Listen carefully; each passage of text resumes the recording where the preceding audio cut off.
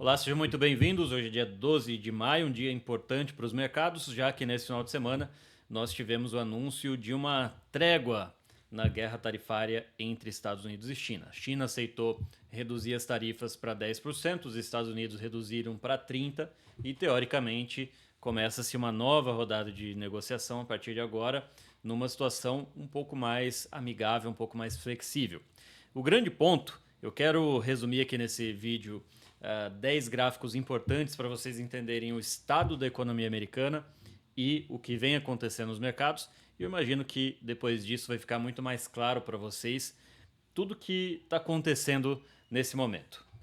A primeira coisa que eu quero mostrar aqui é esse gráfico, um gráfico do SP500, principal índice de ações americana.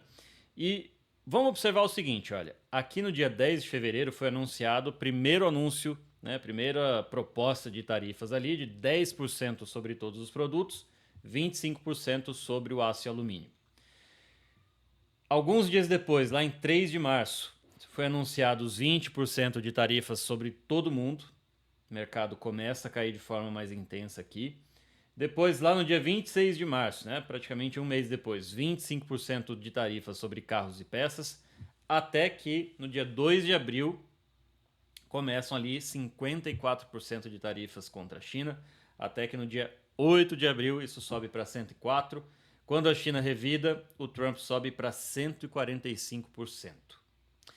Bom, quem acompanha aqui os meus vídeos, nesse período aqui, eu gravei um vídeo para todos os meus clientes explicando o seguinte, olha, tecnicamente nós havíamos chegado num primeiro ponto de muito interesse para empresas de qualidade americanas. Era um ponto que tecnicamente fazia sentido comprar. E desde então, a gente pode considerar que o mercado já subiu aqui em torno de 17%. A queda desde lá de o topo chegou a bater 21,5% no S&P e quase 25% no índice de tecnologia americano. Bom, só que agora, olha o que tem de curioso nesse gráfico. Se hoje nós estamos com 30% de tarifas, e aqui no início, onde tudo começou, nós tínhamos 20%, o que aconteceu que o mercado fez todo esse caminho aqui de queda tão acentuada, né? Caindo desse tanto e depois praticamente fazendo um retorno em V. A grande mudança diz respeito aqui à percepção do mercado. Nesse momento ainda existia um elemento surpresa, apesar do Trump ter anunciado tudo que ele fez, aqui ainda não era claro como o Trump faria isso e qual seria a resposta da China. E aí entra um ponto importante para vocês entenderem, que é o seguinte: por que provavelmente o Trump agiu dessa forma tão agressiva desde o início do processo? Porque lá no primeiro mandato, ele foi fazendo um processo de gradualmente reduzir os impostos para os americanos, enquanto isso entrava em rodadas de negociação em que ele ia subindo as tarifas contra os chineses. Naquele momento, os chineses concordaram com grande parte das propostas do Trump, só que na realidade, esses chineses levaram o governo Trump em banho-maria. Eles não cumpriram grande parte do que foi prometido. Então, nesse retorno agora, a estratégia do Trump foi o contrário. Olha, vamos colocar o maçarico nos chineses, então a gente já inicia com tarifas super altas, para que o tempo esteja contra os chineses e não contra os americanos, como aconteceu no primeiro mandato. O problema é a forma que o Trump fez isso, porque antes de atirar nos chineses, ele basicamente afetou a sua relação com vários países aliados que não tinham nada a ver com o principal alvo americano, que é a China. E nesse caso, a gente vai, né, dentro de um dos gráficos que eu vou mostrar aqui, explicar por que o mercado vem caindo de uma forma tão agressiva e também se recuperando. Então, olha, o primeiro ponto que é importante vocês entenderem, isso aqui é um gráfico que explica muito do que acontece no mercado e que muita gente, em vários momentos, se perde um pouco. Isso aqui basicamente representa o ciclo do mercado, aqui em verde, e o ciclo econômico aqui em preto. Né? O que isso quer dizer? Que o ciclo do mercado, olha, ele faz um topo e começa a cair antes do ciclo econômico, o ciclo da economia real, acontecer. E por que ele faz isso? Porque normalmente o mercado financeiro ele se antecipa em pelo menos 6 meses ao que ele entende que vai acontecer na economia daqui a um período. Então, teoricamente, o mercado financeiro ele é pago para se adiantar aos acontecimentos futuros, porque depois que aquela notícia, depois que aquela informação, aquele dado econômico for plenamente compreendido, divulgado pelo mercado, não existe mais uma vantagem naquilo. Então, o mercado financeiro ele costuma se antecipar aos acontecimentos econômicos. Por isso que antes mesmo da melhora da situação aqui das tarifas, o mercado financeiro já vinha interpretando que o pior já tinha passado. Então, ele já vinha aproveitando esse período para comprar ativos que normalmente são muito caros e caíram 30, 40, 50% em questão de 3 semanas. Então, isso é um ponto extremamente importante. Agora, eu vou mostrar alguns gráficos para vocês que vão mostrar o seguinte, olha, aqui é a reação do mercado, e o mercado ele é muito rápido nessas mudanças de percepção, nas mudanças de narrativas, mas existe algo que está nos bastidores ali, que normalmente o investidor comum não acompanha tanto, né? Então, vejam o seguinte, olha, primeiro ponto, quando a gente olha essa matéria aqui, primeira coisa que a gente observa, olha, o PIB está começando a sofrer, né? E por que o PIB sofreu? Quando a gente olha isso, parece que a economia americana já está estagnando, puxou o freio de mão, mas existe um ponto relevante aqui nisso. Olha só isso aqui. Esse foi a reação do PIB no primeiro trimestre de 2025. E o que a gente observa, olha, é que na formação do PIB você tem uma grande influência da exportação líquida. E como o Trump vinha ameaçando as tarifas, muita gente, muitas grandes empresas se anteciparam, né? Elas importam logo tudo que elas precisam porque elas sabem que daqui a um tempo o Trump vai começar a tarifar aqueles países de origem. Então, se a gente olha aqui, olha, em net exports, teve uma queda muito grande e isso afetou muito o PIB. Por isso que o PIB teve uma redução tão grande, porque dentro desse saldo da balança comercial, ela ficou excessivamente negativa, já que muita gente importou o que eles importariam em 3, 4, 5, 6 meses em um mês, certo? Então isso é um ponto que afetou muito. Segundo ponto, a relação de preços para o consumidor, né? Os dados de inflação. Então, a inflação é o grande centro, né, de tudo que vinha acontecendo desde o Covid, já que lá no Covid a gente teve ali um processo inflacionário muito forte e o Federal Reserve, que é o Banco Central Americano, ele tem duas funções: controlar a inflação, então esse aqui que está na tela é uma das suas funções, e o segundo ponto é manter o pleno emprego. A meta do Federal Reserve está escrita aqui, olha, 2%. E hoje ela está aqui por volta de 2,5%, 3%. Então, a preocupação do mercado nesse processo tarifário era que, bom, se você vai tarifar suas importações, você vai aumentar o preço dos produtos dentro dos Estados Unidos e aumento de preço, aumento generalizado, a inflação. Então, naturalmente, isso aqui está no centro das atenções do mercado nesse momento. E realmente o mercado vem observando atentamente por esses sinais.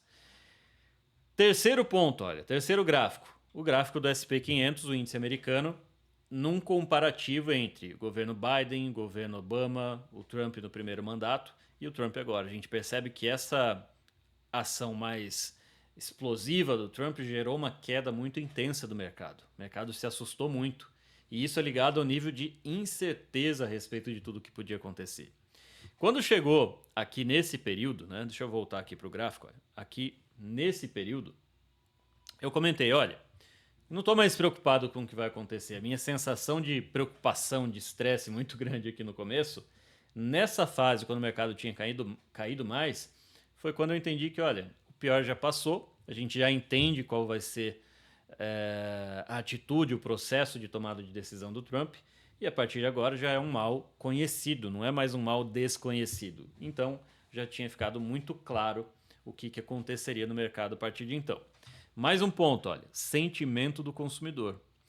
Esse indicador específico aqui, ele tem uma influência muito grande porque a forma como ele foi mensurado perguntava o seguinte, olha, Democratas, qual a sua percepção a respeito do consumo? Republicanos, qual a sua percepção a respeito do consumo? E aí a gente percebia que existe uma divisão muito grande nos Estados Unidos em que os republicanos estão extremamente otimistas e os democratas extremamente pessimistas. Ainda assim, de fato, vem sendo mensurado uma redução desse sentimento positivo do consumidor. Até porque é sempre importante considerar que, como os americanos investem maciçamente em bolsa, as suas aposentadorias são investidas no mercado de ações, quando você tem uma queda muito intensa do mercado, gera essa sensação de perda de riqueza, né? Então as pessoas ficam realmente com uma sensação de que as coisas não estão indo tão bem, eles estão ficando mais pobres, e isso afeta essa confiança do consumidor. Próximo ponto, olha, vendas do varejo. Por enquanto, as vendas do varejo vêm se mantendo, mas a gente percebe que, olha, estagnou aqui nessa faixa de 700 bilhões desde o início do Covid. E agora entra um ponto importante, porque saíram dados mostrando o seguinte, olha, aquela poupança que foi gerada dos governos injetando dinheiro na economia durante o Covid, ela foi gradativamente sendo consumida e agora nós atingimos um patamar em que nós entramos no campo negativo. As pessoas gastaram a sua poupança e passaram a dever. Então, o que pode acontecer daqui para frente, né?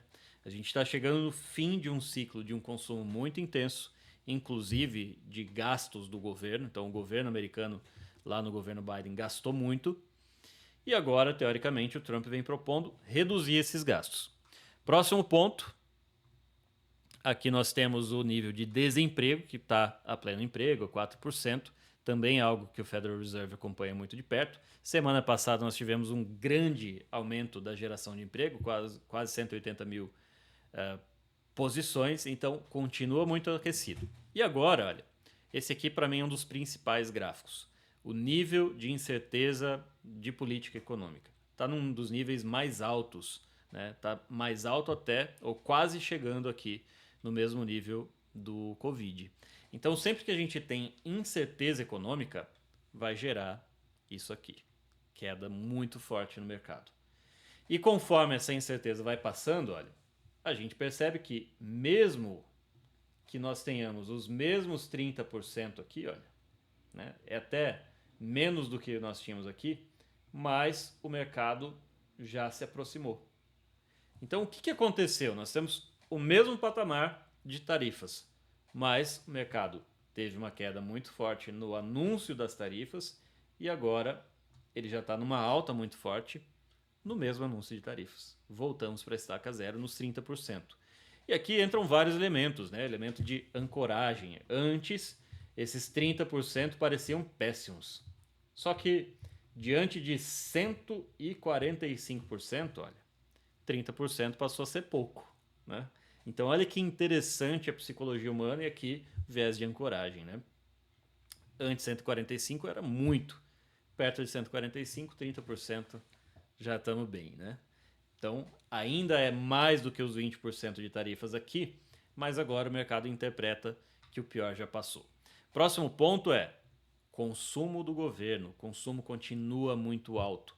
E uma das propostas do DOGE, né, o departamento lá do Elon Musk, é realmente reduzir os gastos do governo. Isso é algo que ainda precisa se confirmar para ver se de fato eles vão conseguir gerar essa mudança de direção no mercado americano. Bom, esses aqui são os principais indicadores, os principais gráficos. O que é importante a gente considerar a partir de agora? Olha, a melhor compra possível foi aqui, né? Aqueles ativos que estavam aqui com 30%, 40% na relação preço-lucro em pontos de patamares muito interessantes de compra, eles já passaram, né? Essa primeira leva de compras já passou. A partir de agora, a gente vai precisar ter uma escolha muito correta dos setores, das ações, para que a gente consiga se manter com o mercado aquecido, com o mercado em alta, com a sua carteira rendendo bem. Então, eu sempre costumo dizer com os meus clientes que o melhor momento possível para você comprar é sempre quando o mercado cai de uma forma muito intensa e muito emocional, muito irracional. O problema é que nesses momentos é justamente quando nós mesmos somos afetados por essas emoções e é muito difícil entrar aqui, né? Como eu comentei, eu gravei vídeos, escrevi relatórios comentando sobre vários ativos que estavam super interessantes nesses patamares, mas nem todo mundo consegue entrar, justamente porque existe uma dificuldade muito grande de perceber o valor dessas empresas. A gente entende muito bem o preço. A gente entende muito bem o preço e o valor de um apartamento, mas não consegue tangibilizar, entender muito bem o valor de uma empresa como essa. Isso aqui é um grande divisor de águas para quem está começando e mostra muito bem como, olha, economicamente talvez a gente esteja até pior do que aqui atrás, no início desse gráfico, mas a narrativa, a percepção que o mercado tem desse momento é uma percepção de alívio, de melhora, e não mais de piora e indefinição, como aconteceu aqui no começo do mês de março. Espero que esse vídeo ajude vocês. Um abraço para todos e até a próxima.